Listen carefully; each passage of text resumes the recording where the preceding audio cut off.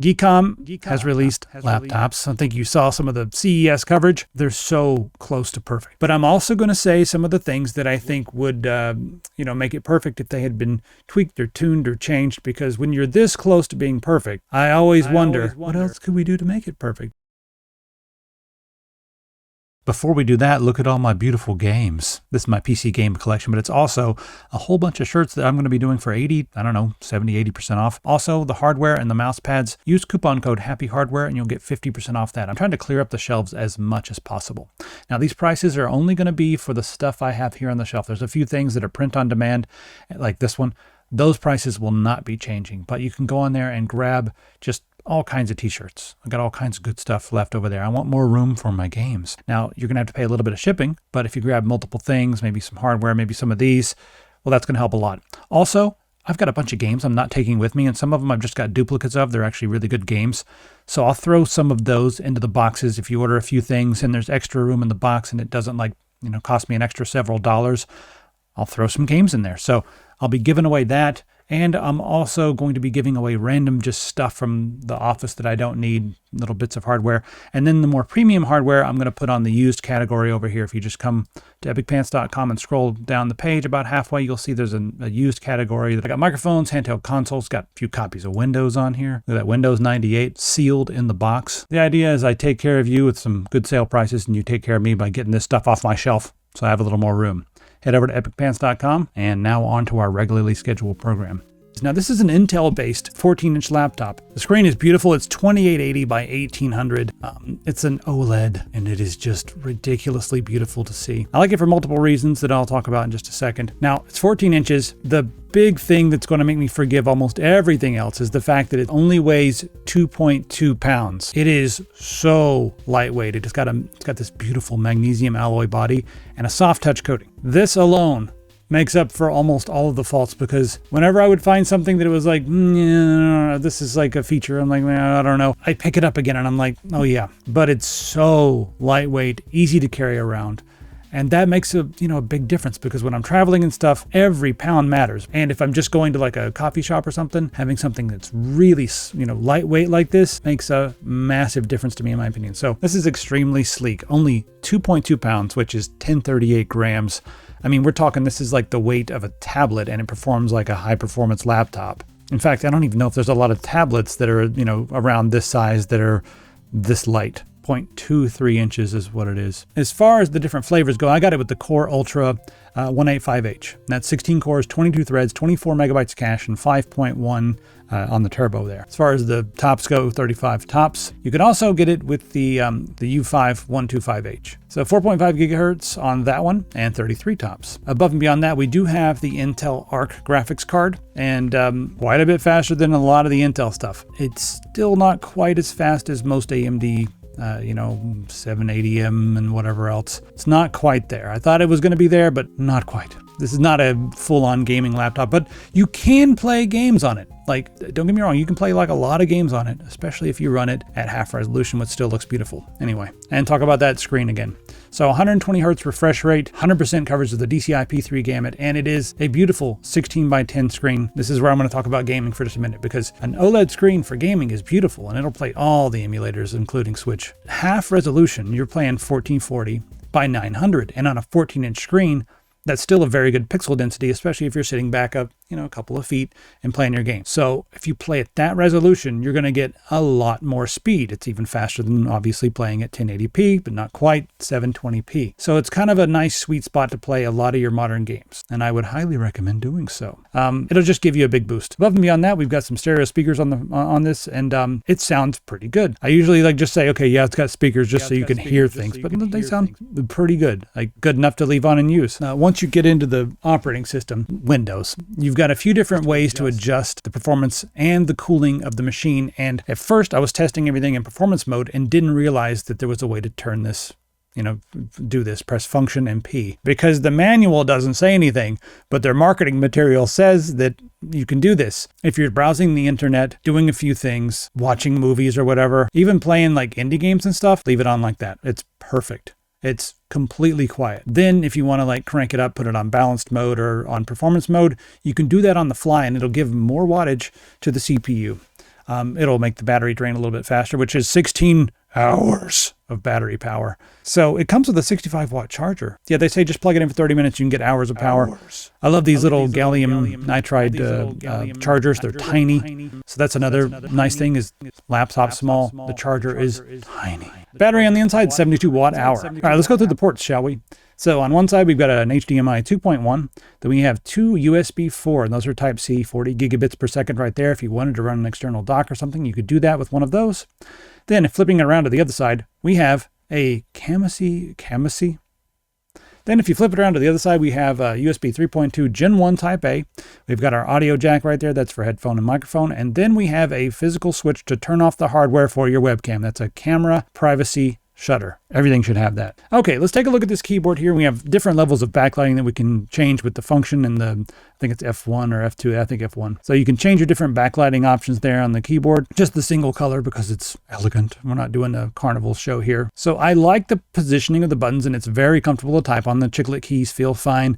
The wrist rests feel nice and smooth. And then, we have our nice big touchpad right there, the click on the left and a click on the right side. After I started using it, I started looking for home and insert and all those keys. They're not there. So it's 78 keys. They've removed home, insert, end, and no, I think the insert's there, page up and page down. But on Linux, we can install keyed and then just get rid of there's that stupid Copilot button, which that could have been home or something. I don't know. They want to have that elegant footprint. They want to look nice and sleek.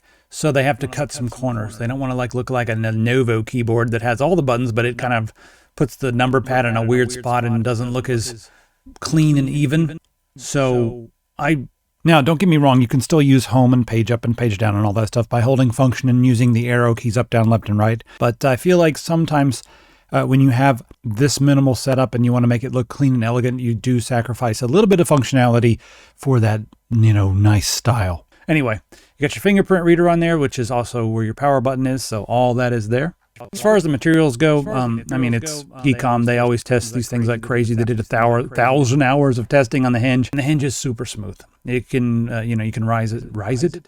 You can raise it up with just one finger. Just pick it up and open it right up. It opens up very beautifully. So the Wi-Fi on this is Wi-Fi 6E, and we got Bluetooth 5.4. They've also included this little mini docking station, which I'm really, really, really happy that they did this because it gives us an extra HDMI port. And that'll do 4K 30 hertz. It gives us a couple 3.2 ports right there. And then we have another USB-C right there in the front. And you can plug your charger into that, and it'll send the power through the docking station into your laptop. So you can charge right here through this. And then on the end there, that is gigabit Ethernet. So now we have a physical Ethernet port. That's got to have it. I'm going to throw that in my backpack at all times. Must have.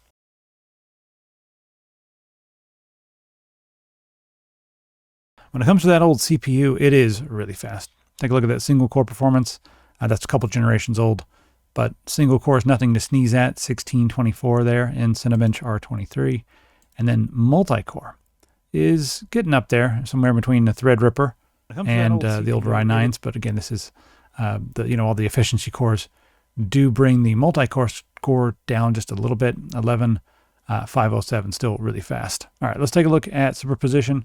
Taxes the GPU and the CPU, a minimum 22.46, average 26.91, and our overall score is 35.97, running at 1080p on medium. All right, Geekbench, 2309 on the single and 11969 on the multi-core.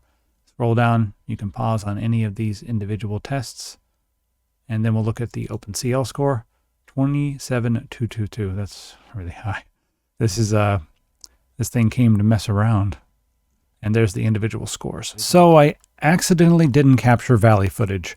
I did, but it was paused in Open Broadcaster, and I didn't realize it until I'd already installed Linux. So I can't go back and reinstall Windows because I'm using Linux now. Anyway, this is the Valley test that I did while I was at CES with the same laptop. And you can see the performance right here. My test was around 73. This one, you can see the score on the screen. So, very good, similar performance. I did capture the test with the quiet mode on, and it's completely silent right here. And as you can see on the screen, we do take an FPS hit, but it's totally silent. So I'm going to be using my laptop pretty much all the time on silent mode because I like the silence and it runs still really, really fast. Okay, so we've got the performance test running right now, and it says there's some CPU throttling detected. I think that was just when we first started it. It spiked up to 97 immediately, which is, you know, that's hot, but it's been running at like 79 to 80 pretty much the whole time, as you can see right here. I wanted to make sure that it's not like gradually going up over time, and that looks good. Now, it's a bit loud as it is right now, but we do have quite a bit of thermal overhead because 78 is quite cool for this CPU. So I think I'm going to go take a look in the UEFI. I'm running it on the performance mode right now, but I might go look in the UEFI and just see what kind of quieter options we have. Hey, all right. Okay, so we're in the BIOS, and there's nothing here. So that's kind of interesting. System configuration information. Okay, yeah, we got information. How about advanced configuration? Okay, so these are just like different Wacom LAN features. So S4 and S5 are disabled by default. And then we have secure boot.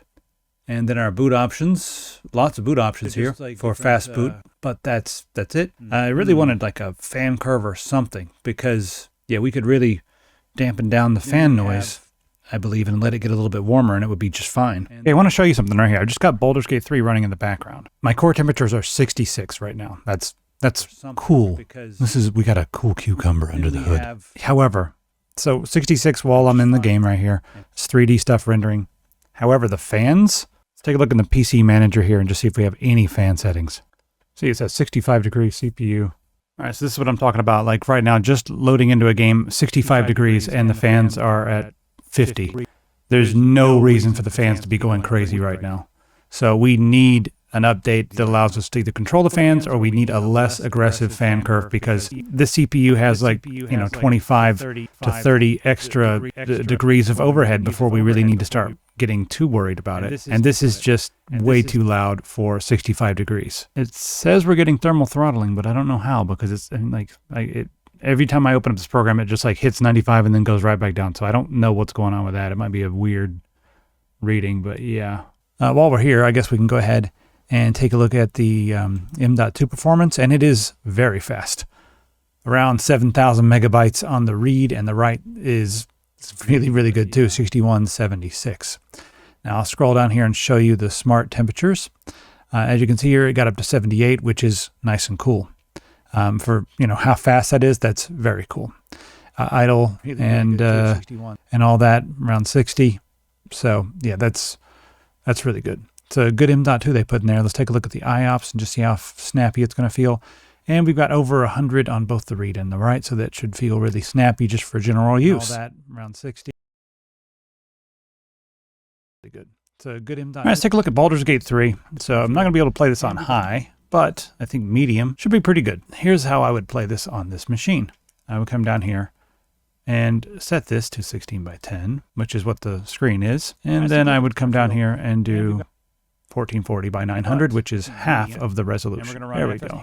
And now let's go in and see what we got here. Still running around 30 FPS. So you're going to have to play Baldur. 36. Let's see. I'm going to have to try it on low. All right, so slightly underwhelmed here with the, I thought that the GPU would be a little bit stronger in this when it comes to actual gaming after seeing some of the results.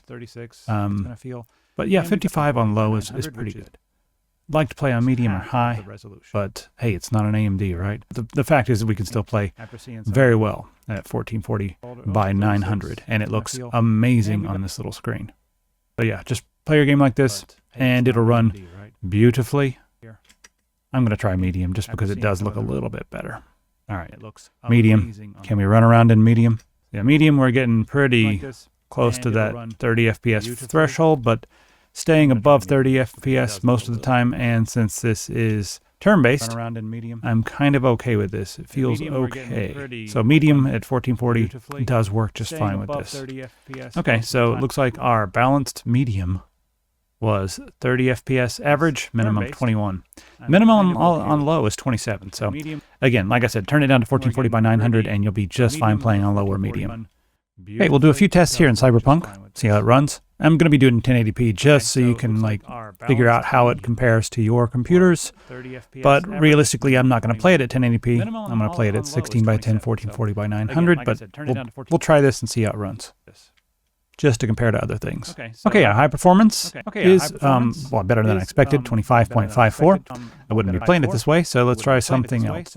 Minimum there of 21.34. All right, so let's try medium. Okay, so medium, still not quite playable, 29.19, 24.74. But again, remember, we're running this at 1080p, so let's try low. I think low is probably how I'll be playing it. It looks really pretty on low still. Okay, and then here on low, we've got an average of 33.35 and a minimum of 27.96. So wouldn't call Cyberpunk exactly something I would play on this, but let's go over here and take a look at my suggestion of running this at 1440 by 900. And there we go, 40.32 FPS, minimum of 33.49. So now you see 1440 by 900 is a great way to play on this OLED. Much better performance compared to 1080p. Okay, so here in the Outer Worlds 2, I wanted to see if I could play it. 1080p is not really, and running XeSS2, so right around 30 FPS. Much better. 1080p, like I said, it's not how I would play it. In this game, you know, I'd like to have it above 30 FPS.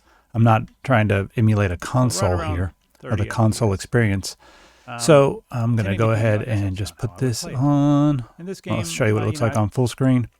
And then looking for 1440 by 900. All right, so now at 1440 by 900, it generally stays right around 30, maybe a little bit above 30. So this Unreal Engine 5 game is somewhat playable, depends on how you want to play it. If you want to play full-on action, possibly not. But if you wanted to do more of a role-playing run, I think you'd be able to get by. A quick look at the Geekom PC Manager. It's a new application that they've put together that allows you to basically change some things from one easy interface. Maybe the interface is even better than like what you do with Windows. But right here, these are your power modes, and these are just changing the Windows power modes. Your keyboard light levels right here.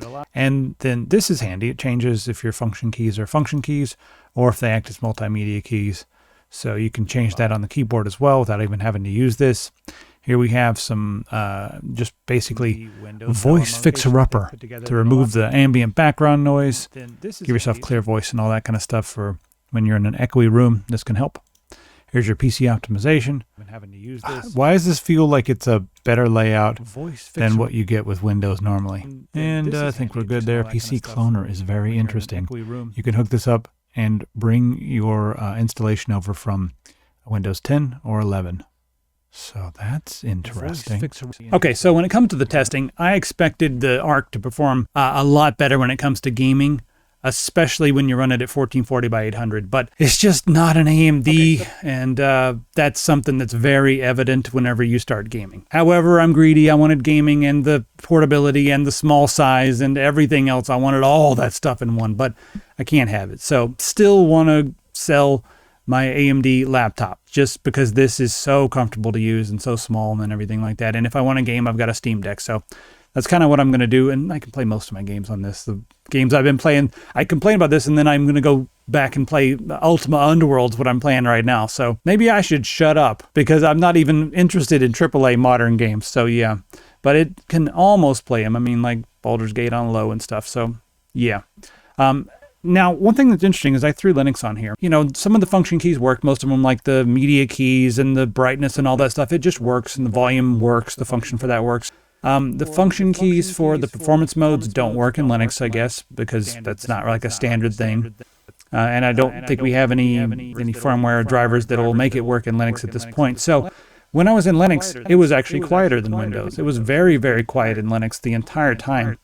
However, I did some gaming tests and they were 10 to 20% slower in Linux, and I'm not sure how to go in and switch on performance mode while I'm using Linux. So Geekom, if you're watching, give us a method to do that, because it would be very cool to go in and be able to, you know, change to performance mode while I'm in Linux if I wanted to play a game. Probably not, but it's a very pleasant experience in Linux because it's just so quiet and it works really well. The Wi-Fi worked out of the box, the Ethernet port worked out of the box. Like, everything just works. And it was a really nice experience. I installed Cashy OS, which is based on Arch, if anyone's curious. Not wild about vanilla Arch, but Cashy is great. And I like it a lot better than Bazite or whatever, because it's not immutable. Immutable gets annoying when it comes to, like, having to remount my stuff every time I don't know, there's workarounds for it, but anyway, I'm going on about Linux. If you want separate videos on Linux, let me know. But yes, Linux works quite well on it with a couple of caveats. And overall, I think that this is like the thing. Like this magnesium alloy body is amazing. My only question is, am I going to get all like happy and satisfied? And then are they going to release an AMD-based version with a faster GPU? I don't care if it has the AI stuff or not. I know some people do really care about the AI, and this can do like local LLMs. You know, like 6 billion model would work just fine. 8 billion, probably even a 20 billion parameter model would work just fine on this. But I don't care. I don't want to get like all comfortable and then you know have them release like, oh, by the way, here's an AMD version with the magnesium alloy body, with the really lightweight stuff and slightly more GPU performance. That would make me mad. But as it is, it's already amazing. And the Intel are so efficient. So I don't know if we get the same battery performance either. Anyway, this is like very close to perfect. So my nitpicks and everything are because it's so close to perfect that I just want to like be like, what if it could be perfect? Anyway. It's the Geekom X14 Pro. It's beautiful. It's got like one of the best monitors I've ever seen on a laptop, if not the best. It's just beautiful to look at overall. And it's mine. You can't have it. All right, bye everybody.